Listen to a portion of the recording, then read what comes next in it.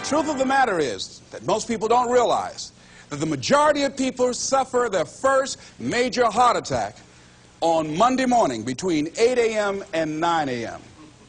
People getting ready to go to jobs that they don't like, jobs that are making them sick. What is it that you could love doing 7 days a week that'll bring a smile to your face? Think about that. You've got to start saying yes to your life. You've got to start saying yes to your dreams, yes to your unfolding future, yes to your potential.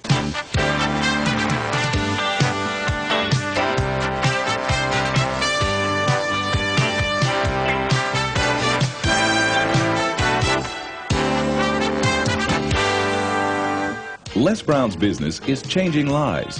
He touches thousands of people each year. He talks to Fortune 500 companies and to personal development groups about how to find success and fulfill your dreams. In essence, his best message is himself, because Les Brown knows what it is to have come up the hard way. Les and his twin brother were adopted at the age of 6 weeks by Miss Mamie Brown, a single woman with little money and a big heart. The boys grew up in the low-income area of Liberty City outside Miami, Florida. In the 5th grade, Les was mistakenly labeled EMR, educably mentally retarded, and he became a child nobody thought would amount to anything. After making it through high school, Les set out to prove them wrong. He started on the radio, moved to Ohio, and made himself a local star as a fast-talking disc jockey. He soon became an influential community spokesman. Then he ran for the Ohio State Legislature, where he served 3 terms and became chairman of its Human Resources Committee. Les Brown is now a nationally acclaimed motivational speaker who's taught thousands of people the techniques he's used to overcome the obstacles he's faced in his own life.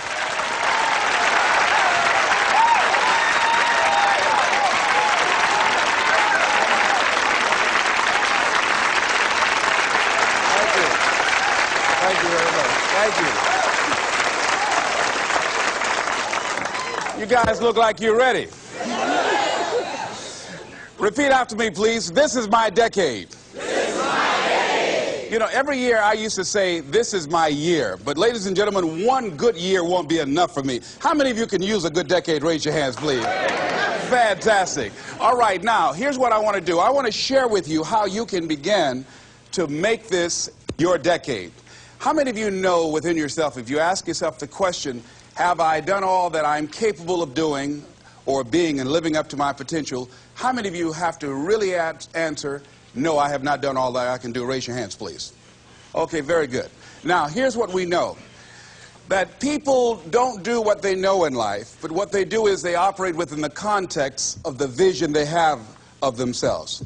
So what I want to share with you is how to begin to get a larger vision of yourself and how to begin to make this your decade. Because in order to do that, it's going to be very challenging. It's going to require a lot of work on your part, an ongoing process of personal and professional self-mastery. And it's going to require that you begin to see yourself worthy of the requirements in terms of effort, in terms of commitment, in terms of action, in terms of preparation, or whatever it is that you need to do in order to take your life where you want to take it. So one of the first things I ask you to do is I want you to look at your life right now and think about something that's important to you, something that gives your life a sense of value. Think about something that you'd like to have, or something you'd like to create for you or your family or for society. I want you to hold this thought in mind. Now, one of the first things I want you to do is don't worry about the inner conversation that you're going to have. Don't worry about how you're going to do it. That's going to come. You're going to develop a plan of action. You will find the way. You'll become the kind of person that can attract the people, the resources, and everything you need in order to make that become reality. But I want you to be mindful of your inner conversation. I remember once I was sitting in an audience, and Zig Ziglar, who I consider one of the greatest motivational speakers on the planet, he was giving a speech. And I was out in the audience, and I saw him going back and forth, and within myself I said, I'd like to do that. I can do that. And I leaned over to the guy next to me. I said, how much do they pay him to do that? And he said, $5,000. I said, I know I can do that. And I admired him.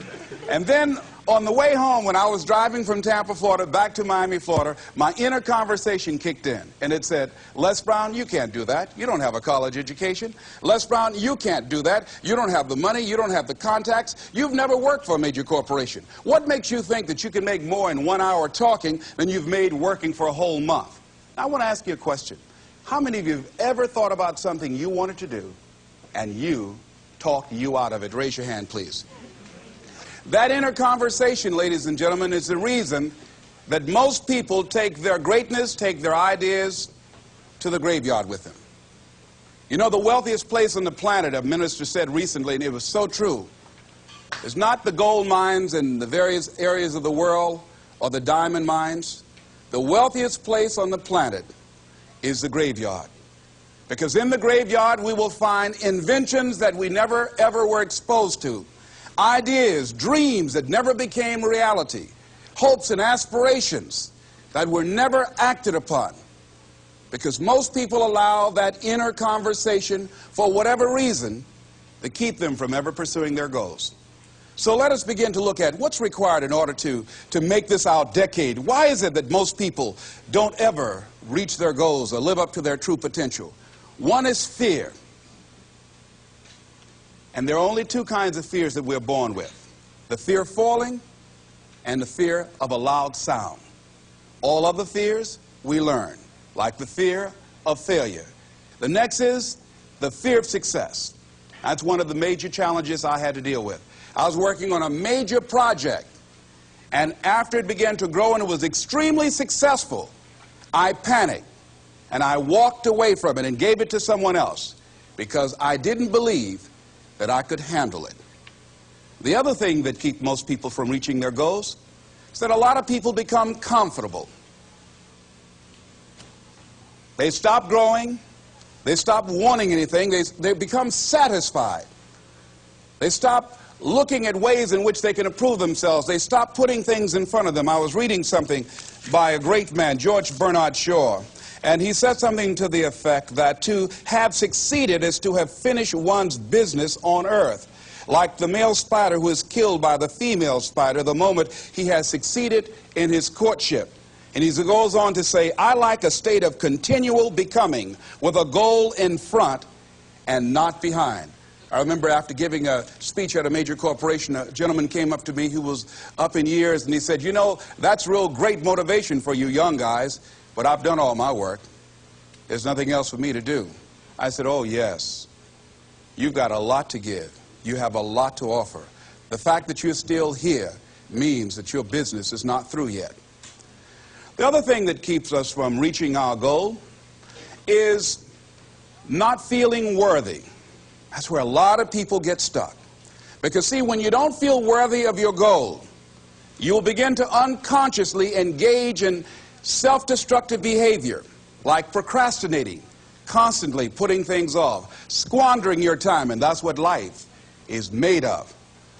Something else that keeps us from reaching our goal, and that is many times because we spend so much time complaining and blaming everybody or everything. I'm reminded of a friend of mine who talked about the fact that one day he was walking by this house and some people were sitting on a porch, and there was a dog on the porch, and this dog was just moaning and groaning. So he was curious, and he asked the owner, he said, why is this dog moaning and groaning? And the owner said, because he's laying on a nail. He said, well, why doesn't he get off? He says, it's not hurting bad enough for him to get off. How many of you know people who moan and groan and complain about life all the time, all right? They might moan and groan about their job. I'm sick of this job. I'm sick of you. And they just moan and groan and complain all the time and never do anything about it. They haven't got to the point where they're sick and tired of being sick and tired. They just have enough energy to complain about it, and they consider that, in fact, they believe that that's equivalent to doing something about it, just complaining. No, that can't get you where you want to go. That cannot create your reality for you. The other thing that keeps most people from realizing their true greatness and their true potential, circumstances, their environment. There are many people who believe because of where they're born, because of the area where they are in life and where they find themselves, that's all they know. Given my circumstances, ladies and gentlemen, I shouldn't be doing what I'm doing right now. See, I know something about you, even not knowing you, that you've got greatness within you. You have the ability to do things that you can't even begin to imagine. You have talents and skills in you that you haven't even begun to reach for yet.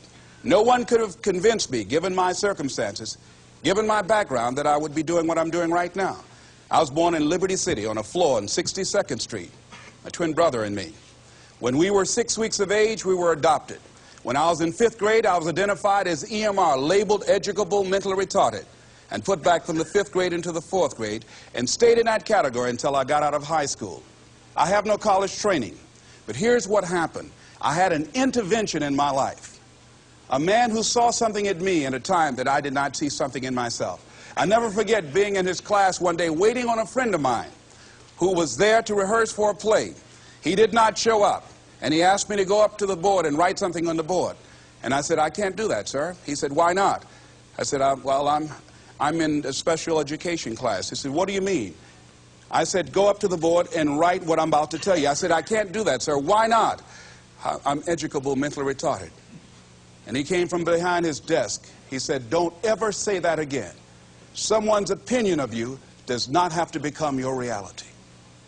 And that changed my life. It was Oliver Wendell Holmes who said that once a person's mind is expanded with an idea or a concept, it can never be satisfied to going back to where it was. So some of you are going to experience a breakthrough. Some of you are going to go back and look at your dreams and brush them off. Some of you are going to begin to look at yourself and say, hey, look here, I know I have not done all that I can do. Whatever goal that you have in mind, I want that to be a goal that will challenge you, something that will make you stretch. It was Osborne who said, unless you attempt to do something beyond that which you've already mastered, you will never grow. What is it that you looked at some point in time and you decided that you couldn't do it, that you talk yourself out of it? Whatever it is, bring it back out there. How are you going to do it? That will come to you in due time. So you don't get in life what you want, ladies and gentlemen. You get in life what you are, not what you want.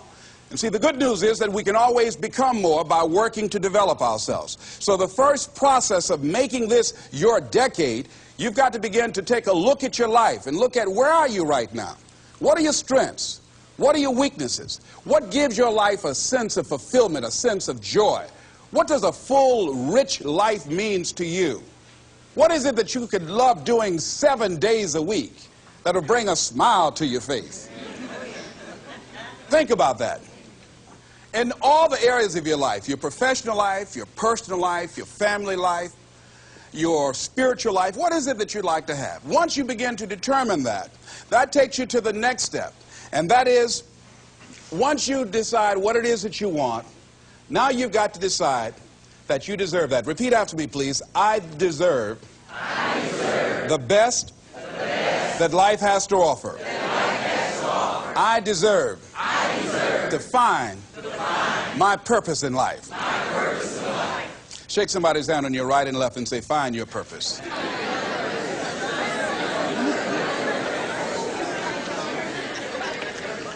Do you know by actively pursuing your purpose, it could perhaps extend your life? The number one killer in this country of all the diseases we have, heart disease. That's the number one killer. And if you ask most people, when is it that the majority of people have their first major heart attack? Some people will tell you as a result of obesity, or smoking cigarettes, or high cholesterol, or high blood pressure. And all of those are contributing factors. However, the truth of the matter is that most people don't realize that the majority of people suffer their first major heart attack on Monday morning between 8 a.m. and 9 a.m. People getting ready to go to jobs that they don't like, jobs that are making them sick. You see, when you're not pursuing your goal, you are literally committing spiritual suicide. When you have some goal out here that you're stretching for and reaching for that takes you out of your comfort zone, you'll find out some talents and abilities you have that you didn't know you have. I started speaking just to elementary school kids because I knew they didn't know what I was talking about.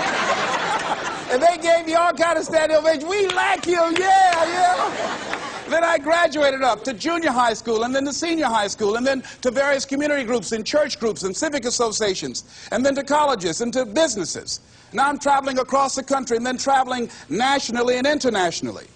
But I never would have discovered what I'm able to do right now if I wasn't willing to take a chance. And you've got to be willing to do that. You've got to believe in yourself. I was doing work for a major corporation, and they were having a major downsizing. It's just another terminology for major firings. And so the people that were working there, they approached them and said, listen, you are eligible for early retirement. We will give you a buyout package of $300,000 if you take it within this time frame. However, after this time frame, when we have the downsizing, you might be among the people cut, and you will lose all of the benefits that we're talking about right now. And the most you can get is 2 weeks severance pay. Ladies and gentlemen, only 50% of the people that were eligible took this.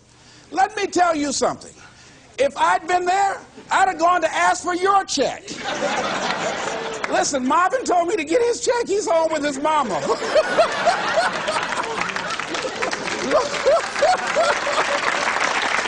What?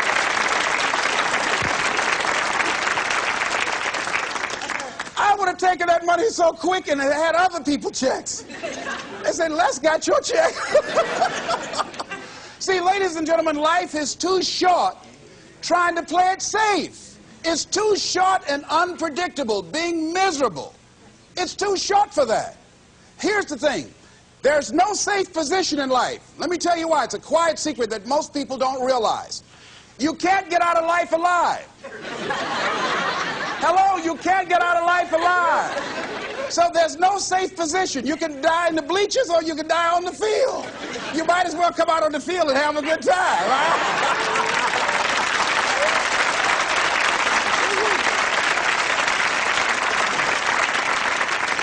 So if you want to make this your decade, you've got to decide to be bold. See, you got to be bold in life. You got to take life on. I remember I was at a major corporation. I had to give a presentation, and there were two guys sitting across from me, and the guy said to the other fellow, looking at the last two finalists, and that involved my firm and their firm, said, listen, looking at the credentials, this guy doesn't have any credentials. We have an advantage here. We've got 2 PhDs between us. I got up and I went in the bathroom and started talking to myself. I said, Les Brown, what do you care about their 2 PhDs? You have 6 children and a mama to take care of. And I went in that meeting, and first of all, I went there walking bold, looking good, feeling good, and smelling good, all right?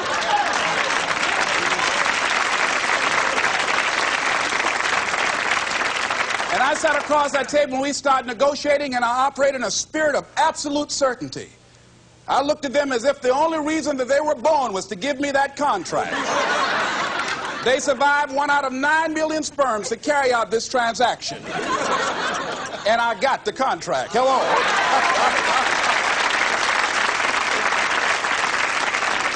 So you've got to decide to be bold. Most people go through life trying to creep. No, no, no. Trying to be casual about it. No, no, no. You go through life being casual, you'll end up a casualty. No. You've got to be bold in life. You've got to take life on. Now here's something. You've got to be bold in life. You've got to take life on. Now here's something else. You must be positive. See, a lot of people, when things don't happen when they want it to happen, they become negative. And they turn out and start projecting a lot of negative energy. No, no, you've got to make a conscious, deliberate, determined effort to be positive. Because see, when you know within yourself things are going to work out for you, when you know within yourself that some way, somehow, you're going to make it, and these are just some of the hoops you've got to flip through in order to get there, it's okay. Have a friend who went to get a job, and the people in hire me was so negative. Well, hey, to hell with you then. Wait a minute. They just don't have a job today. Don't burn your bridges behind you. Don't talk about the guy's mama. Come on. All right? Oh. Now, here's the last thing. If you want to reach your goal and have the competitive edge, you've got to be hungry. A lot of people love me to tell this story. When I got out of school, you know, my first major goal was to buy my mother a home, and my hero in broadcasting was Paul Harvey, and I wanted to become involved in broadcasting, and I loved the disc jockeys that were on the air. and I wanted to become a disc jockey. And Mr. Washington said something to me that I'll never forget, who was my mentor in high school. Repeat this. Whitney Young is this quote: "It's better to be prepared, for an opportunity, and not have one, than to have an opportunity and not be prepared." See, so I started working to develop my communication skills and expand my vocabulary. I started visualizing myself being a disc jockey. I saw myself on there having a talk show and playing records and people listening to me. That was my vision. That was my dream. I held that in mind constantly. And I would practice all the time. Practice makes what? Absolutely not. Just dislodge that from your mind. Practice only makes improvement. Perfection doesn't exist. They need to take it out of the dictionary. It doesn't exist. Practice only makes improvement. You can always better your best. You have not done your best work yet. As long as you're here, you have a chance to transcend yourself. So don't believe in perfection. It doesn't exist. It only makes improvement. So I would practice every day, every day, every day. And finally, I went over to this radio station, asked a guy for a job named Mr. Butterwall, and I said, "How you doing, sir? I'd like to get a job." I was working on Miami Beach at the Fontainebleau Hotel at the time. The Jackie Gleason and the June Taylor dances were famous. And my favorite program on television, most people would not remember it, John Beresford Tipton. "Hi, my name is Michael Anthony. I have a check for $1 million. How many of you remember that program, all right? The Millionaire. That was my favorite program on television, you know. So this is my fantasy, you know. And every time we would drive from Miami Beach, I would fantasize, "Oh, that's the house. When I get my $1 million, I'm going to buy my mother that home over there." So that's my fantasy. So I went up to Mr. Butterball, and he said, "Do you have any radio experience?" I said, "No, sir." "You have any background in journalism?" I said, "No, sir." I said, "But I can never get experience if you don't give me the opportunity. I've been practicing a lot, sir." He said, "I'm sorry, we don't have any job for you." I said, "Thank you, sir." He didn't know my reasons for being there. My reason, I wanted to use radio as a means to earn the money to buy my mother a home.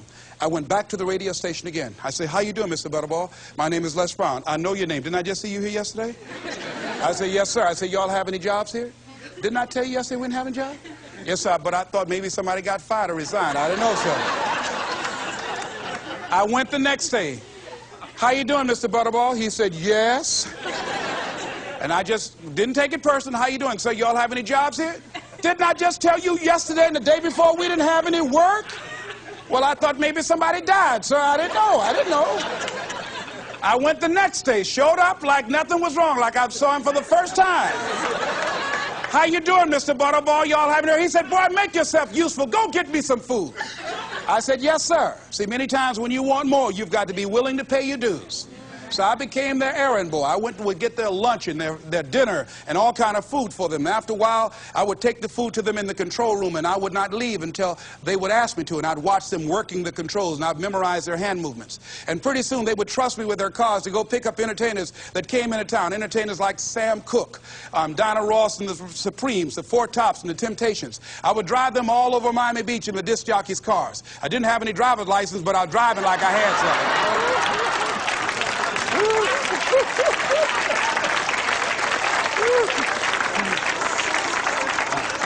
Finally, one day I was at the radio station, and a guy by the name of Rock was drinking while he was on the air. It was a Saturday afternoon. I was the only one there. None of the other jocks were available. And I was looking at him through the control room window, saying, "Drink, Rock, drink. Drink, Rock." I'd have gone to get him some more if he'd asked me to. "Drink, Rock." Pretty soon the phone rang. It was the general manager. I said, "Hello?" He said, "Les, this is Mr. Klein." I said, "I know." He said, "Rock can't finish his program." I said, "I know." He said, "Would you call one of the other DJs to come in?" I said, "Yes, sir." I hung the phone up. I said, "Now he must think I'm crazy." I called my mom and my girlfriend Cassandra. I said, "Y'all come out on the front porch and turn up the radio. I'm about to come on the air."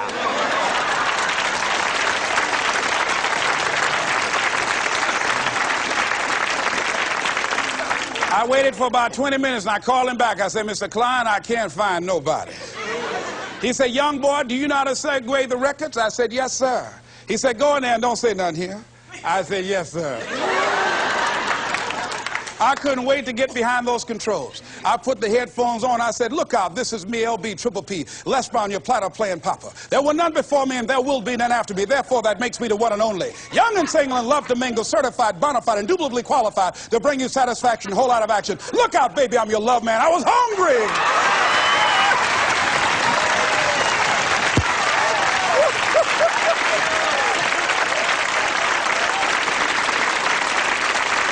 You feel better when you are able to have charge of your destiny, doesn't it? Gives you a good feeling. It gives you choices. You can do more things. See, my first major goal was to buy my mother a home. I feel like Abraham Lincoln, who said, all that I am and all that I ever hope to be, I owe to my mother. And I said to my mama one day, I said, Mama, when I become a man, I'm going to buy you a home. And you won't have to go to work every day. You won't have to work. You just sit down, Mama. She was getting up, getting dressed to go to the M&M cafeteria. I was just following her around. I said, watch, Mama. One day you won't have to leave here to go to work no more. It's raining outside. You won't have to go to work in the rain. You just do what you want to do. Like stay home and fix me sweet potato pie. My mama fixed the kind of sweet potato pie you can't eat with your shoes on. You have to take your shoes off so you can wiggle your toes, all right? But that was my dream. That was my passion. I saw that, and that drove me. That was my reason for being. So one of the things, in order to make this your decade, in order to reach your goals, you've got to find some reasons that make you strong, some reasons that will make you hang in there when times get rough, because they're going to get rough. It's going to be very challenging. Whenever you decide that you want to grow, whenever you decide that you want to go to another level, all hell will break loose. Everything that will happen, rather that can happen, will happen, and at the worst possible moment. They call it Murphy's Law. See, whenever you decide that you want to go to another vibration, it's like when you get into an airplane. The first thing they tell you to do is do what? Fasten your seatbelt. Because you're going to experience some turbulence when you're going up. And some of you are already experiencing that turbulence. Don't be frightened by that. See, whenever you decide you want to go to another level, you've got to fasten your psychological, your mental, and your spiritual seatbelt. Because it's going to be a while before you experience a comfortable altitude. You're going to get there. It's there. But you've got to go through this phase here. This is how you grow. This is how you develop. See, life is like a roller coaster. Sometimes you're up, sometimes you're down. Sometimes things go well, and sometimes they don't go well. But in the down moments, that's when you discover who you are. During the down moments, see, in this prosperous time, you put it in your pocket. In the lean times, you put it in your heart. And that's when you discover who you are. So find 5 reasons that empower you. Why is it that you deserve your goal? What are the 5 reasons that you won't give up when life catches you on the blind side? When the messenger of misery visits you? What are you going to do? What will keep you in the game when life knocks you to the canvas? See, the Buster Douglas that fought in the last fight was not the Buster Douglas that fought Mike Tyson. See, the Buster Douglas that got knocked down while fighting Mike Tyson had gotten out of an alcohol recovery center. His mother had died. His wife was ill with a terminal illness. He was considered a nothing, a bum. So when he got knocked down, Buster Douglas had a reason to get back up, because he said, I'm dedicating this fight to the memory of my mama. But when he fought the last fight that he had, and he got knocked down, and he had a guaranteed $24 million in his pocket, whether he got up or not, he just said, hurry up and count me out.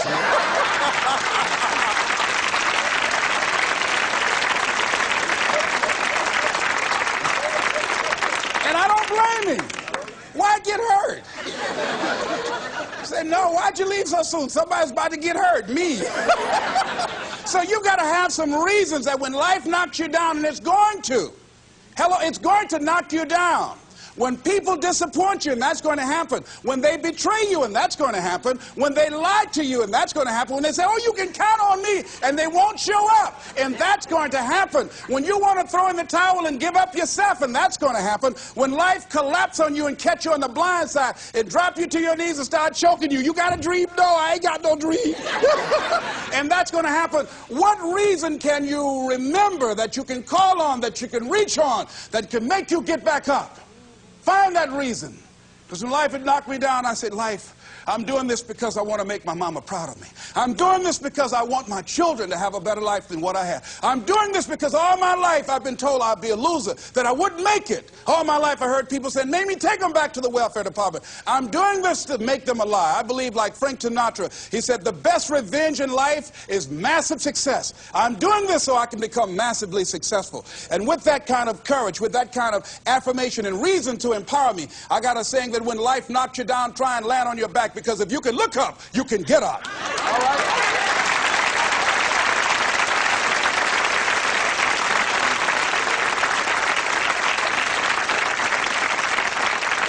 So when you run out of money, when things don't work out for you, when things happen that you could not anticipate, what are the reasons that you can think of that can keep you strong, that can keep you in the game, that will be your rod and staff to comfort you, that can be your bridge over troubled waters? Those reasons are very important. Nietzsche said, if you know the why for living, you can endure almost anyhow. So find out the reasons that you do what you do. Find out the reasons that will make you strong, that will make you walk by faith and not by sight, that will make you pursue your dream when everybody is against you or don't believe in you no more. And let me tell you something, that's a lonely feeling. It's a lonely feeling, particularly people that you're doing it for, or people that stand to benefit the most, or people who should be the #1 members in the encouragement club, but they end up saying, you can't do it, and they become members of the discouragement club. Oh, it hurts very badly. I know what that's like. Have people that you love close to you that look at you with that look and say, why don't you try something else? Why don't you give up? I say, but this is my life. I have got to do this. Les, you had a good job at Sears. That man like you. Mama, I can't go back to Sears. I got to be my own boss. I can't do that. I mean, you know, ladies and gentlemen, you know, when you work on a job that's dead end, you can see the ceiling already. It's like going in the middle of a movie. And after you've seen the movie, sitting back through that over again, there's something missing. You know the hero's not going to die. You know what the outcome is already. And so that's why a lot of people, a lady was telling me, she said when she went to work, it felt like a refrigerator fell on her shoulder as soon as she stepped in. Because she knew she'd gone as far as she could go. See, they're paying her just enough to keep her from quitting, and she's worked just hard enough just to keep from getting fired. How many of you know people like that? Raise your hand. One of you didn't raise your hand, you the one. I'll just tease it, all right? Here's something else. Make a commitment to be happy. See, you know, I have you laughing a lot. See, life is too short going through it looking hopelessly tired and ugly. Sometimes we take life too seriously. Oh, no. Make a commitment to be happy. Find little things just to get tickled about. And laugh. Find ways to be happy in the moment. A lot of people say, well, I'll be happy when I pay off all my bills. No. I'll be happy when I get my divorce. Oh, no. I'll be happy with the children gone. Oh, no. You want to be happy now. See, there are no guarantees. No one say you're going to be here 2, 3, or 4 years from now. So you want to be happy right now, in the moment. Repeat after me. I must make a commitment. To be happy. Right now. Right now. Is all I got. Shake somebody's hand on your right and left and say, you deserve to be happy.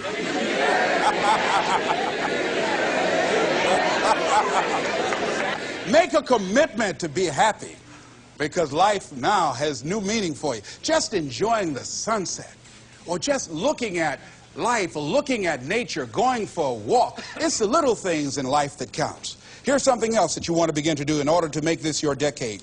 You want to begin to get all the toxic people out of your life. Hello? Energy drainers, get them out of your life. See, ladies and gentlemen, it takes a lot of energy to reach your goal. It takes a lot of emotional, mental, and spiritual energy to reach your goal. And you can run faster with 100 who want to go than with one around your neck. So there are two kinds of relationships. Sid Simon talks about this. Nourishing relationships and toxic relationships. Nourishing relationships are the relationships that inspire you. They motivate you. They bring the best out of you. Toxic relationships are relationships with people that always criticize you. All they can do is find fault. All they can do is just exploit your weaknesses. All they can do is remind you of the mistakes that you've made in the past. These people are bad for your health. Toxic people can run your blood pressure up. One apple can spoil a whole barrel. One negative energy drainer can spoil your whole life. I know people whose lives have been ruined because somebody wasn't good for them. See, there are some people that aren't good for you. Hello? They aren't good for you. You've got to get them out of your life. See, a lot of people put up with a lot of foolishness because they don't want to die by themselves. Here's what I believe. I believe in a one-to-a-box theory.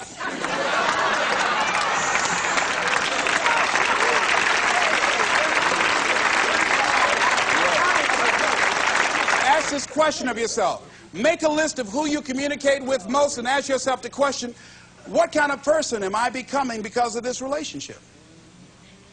Is it helping me to grow mentally and emotionally and spiritually? Am I becoming a better person because of this relationship? Do they bring out the best in me? Do they inspire me? Do they encourage me to develop my greatness? Do they make me stretch?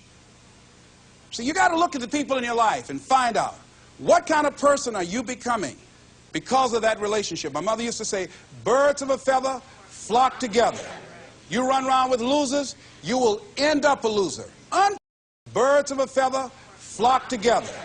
You run around with losers, you will end up a loser. Unconsciously, you will pick up their ways, you'll pick up their habits, you'll pick up, most importantly, their attitude about life. If you're around cynical, negative people all the time, you will become cynical and negative.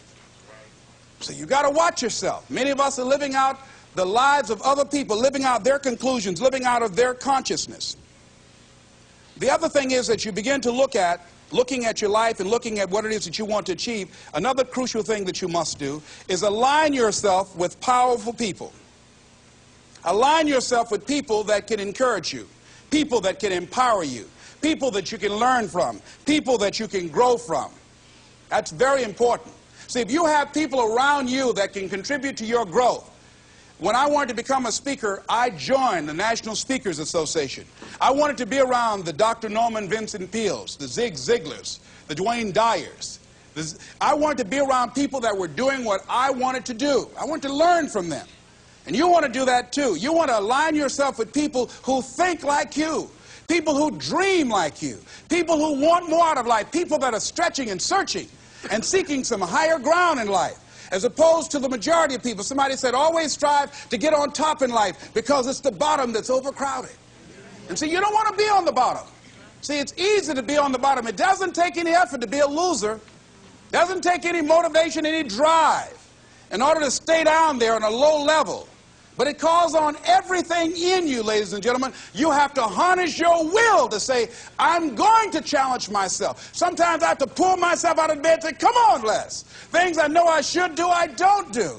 Things I shouldn't do, I do. I found that the biggest enemy you have to deal with is yourself. There's an old African proverb that says, if there's no enemy within, the enemy outside can do us no harm. So think about that.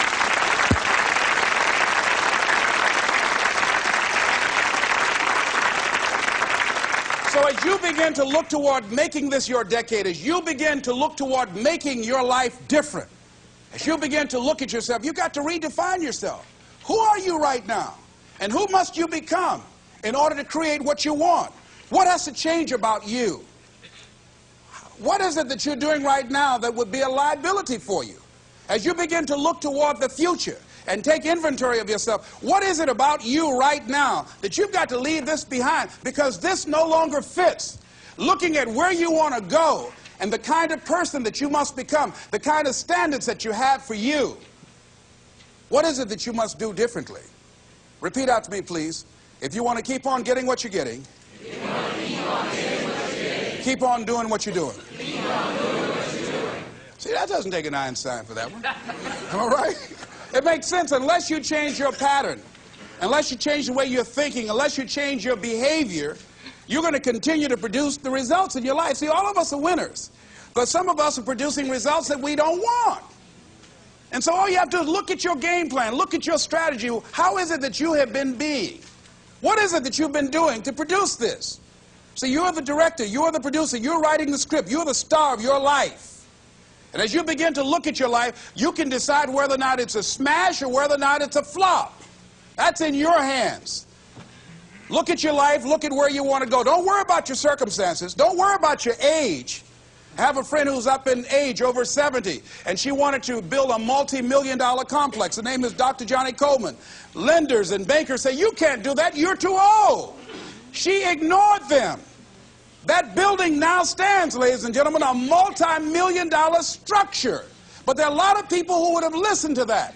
There are a lot of people that would not have even gotten to that point. They would have talked themselves out of even going down to the bank to ask for it, because they've already said no to themselves. See, it's time now. If you want to make this your decade, you've got to start saying yes to your life.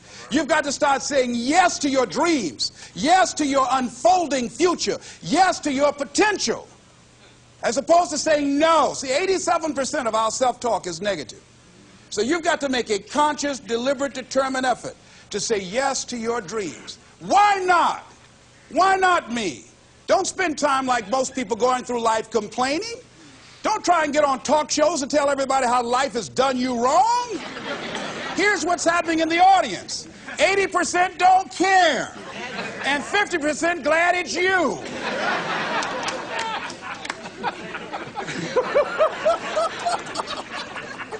All right?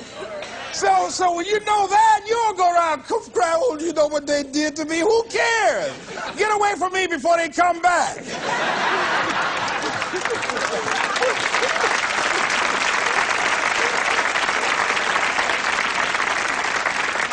I had a friend of mine that said something that's very important. He said, hey, it doesn't matter what happens to you. The only thing matters, what are you going to do about it? That's all that matters. Okay, life knocked you down. What are you going to do about it? How long are you going to sit there and say, you know what they did to me? How long? Who wants to hear that racket? Use that energy to get up from there and move on and get on with your life. You got to learn to let the past go so you can grow. Many people never act on their dreams because they allow their past experiences to determine what their possibilities are. Whatever you've done in the past, that's not a reflection of your possibilities. That's just a reflection of your consciousness. That's just a reflection of your development and your growth. The future is unfolding for you right now.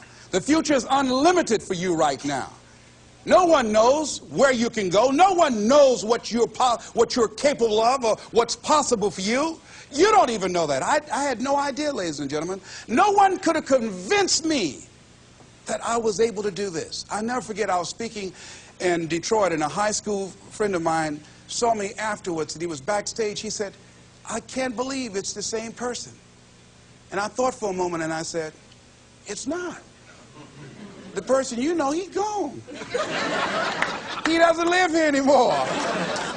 We have the power to change our personal history, changing the direction of our lives, changing our thoughts, changing where we want to go, exploring new horizons. So as you begin to look at this decade and affirming that this is your decade, as you set goals that will make you stretch, that will bring out the best in you, as you begin to remove the negative, toxic people from your life, as you decide to take some chances in life, and that's one of the things that's very important. Viscard said, if you're not willing to risk, you cannot grow. And if you cannot grow, you cannot become your best. And if you cannot become your best, you cannot be happy. And if you can't be happy, then what else is there? I'll never forget when I reached my first major goal of buying my mother that home. I'll never forget what it was like, and you're going to have this experience when you reach some major goal. When I drove up to the house and I got out and I gave Mama the key, and I said, Mama, this is for you. I'll never forget the look on her face. She said, oh my God.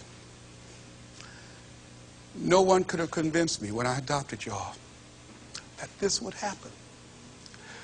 She said, oh, thank you. She said, and you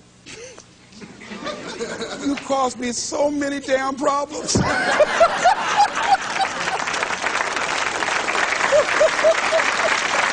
I was just one of those kids that had a lot of energy. But no one knew what I was going to become. It was a great philosopher, Goethe. He says, look at a man the way that he is, he only becomes worse.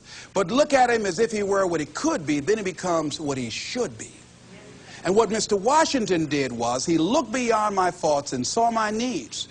And he said, I see something in you. And I was there, oh God, I hope he's right. And I want to live up to his expectations. See, no one rises to low expectations. Finally, here's one last thing I'd like to leave with you. If you want to make this your decade, find some cause that you believe in. See, this is my profession, but my greatest joy in life is working with young kids. Every Monday, I fly up to Chicago to work with 600 young kids. at Christ Universal Temple Church, working with them to develop a sense of purpose and direction with their lives. We've developed a training program. If they're addicted to drugs or alcohol, we help them to get into a permanent recovery program. If they're not, we help them to develop a vision of themselves where drugs and alcohol does not fit. I love it when I go into the Cook County Jail and see the look on these young men's faces, the anger and the self-hatred. And then when we leave there, see the difference in them as we begin to touch a spark in them as Mr. Washington touched in me. And you cannot put a dollar price on that. That's my reason for being. What is it that you would like to give the planet? What is it that you'd like to leave here? See, someone paid a price for us to be here. I believe that we live in the greatest country in the world that gives us an opportunity to make a difference in life. We are blessed to have been dropped off on this part of the planet. A friend of mine was in Manila and saw a bumper sticker that said, "Yankee, go home and take me with you." So as you begin to look at your life, decide, what kind of legacy do I want to leave? What kind of statement do you want to make with your life? What 3 things you want said when you die? What contribution do you want to make? I don't know what you want to do. I don't know what you want to achieve with your life. Here's what I know about you, and about you, and about you, and about you. That you have greatness within you. That you have things and gifts and talents that you've been bestowed with. That as you work consciously, making a conscious, deliberate, determined effort to cultivate and bring them out and develop a sense of purpose in knowing that your life can make a difference and decide to make and leave a legacy with your life. I say to you that the planet will never be the same again because you showed up. As you begin to look toward the future and affirm that this is your decade, this is what I'd like to leave with you that I'm known by. It's become my motto. And it says simply this: what do you want to do? My goal is to be the best son that I can be to my mother. My goal is to be the best father that I can be to my children.